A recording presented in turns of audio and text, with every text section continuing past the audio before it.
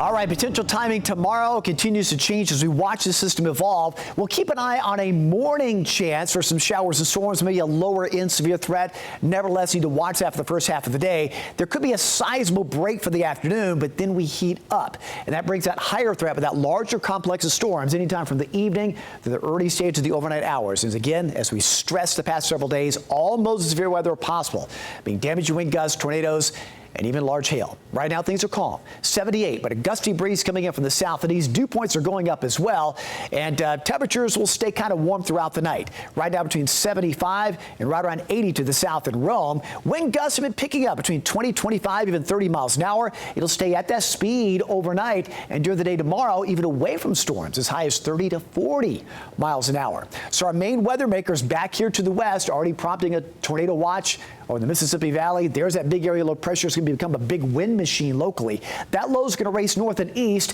A second low, that's the one we're going to watch. Will develop over Louisiana and move right over us with all this upper level energy. The reason why there's so much concern for the risk of severe storms. Now, overnight, what's going on to our west moves east. So the highest threat overnight by first thing in the morning is from I-65 and west. What's left of that moves our way towards, say, 7, 8 a.m. to about midday. So a low in severe threat. Nevertheless, we will be watching that for the first half of the day. Then a little bit of a break, and the main complex arrives late day and into the night. And that's where the risk for severe storms goes up quite a bit. Level 3, level 4 for most of us locally, level 5 down over Alabama.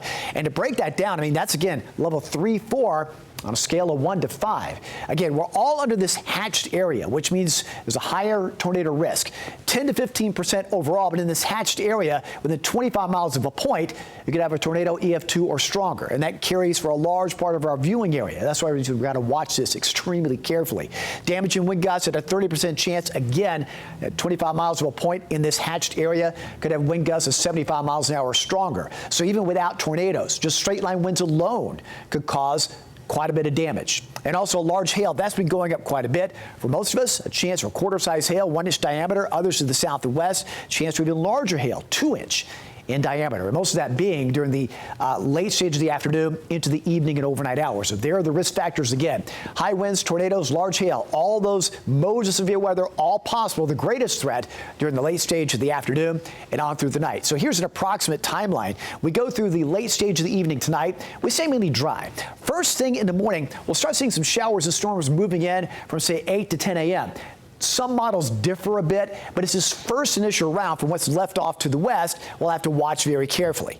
Now, if that doesn't move on through, then there could be a sizable break and we really start heating up during the afternoon. But I'm also watching the afternoon for any individual storm development because there's so much energy there. Nevertheless, if we don't get that afternoon development, then here we go. The main system arriving right along the plateau around 6 p.m. Eastern and then advancing across our viewing area throughout the evening and overnight hours. So much upper level energy, so much surface heating, a lot of fuel for these storms to move in, and it's going to be a very active period through most of the evening hours and that early stage of the overnight. I would say beyond 2, 3 a.m., the bulk of that is moving away. Still some residual showers left over early Sunday morning and Sunday afternoon, but not nearly as active as it could be for especially tomorrow evening and the early stage of the overnight hours. Also, flood watches are in effect because rainfall amounts could be in that 2 to 3 inch range locally, falling in a very short period of time.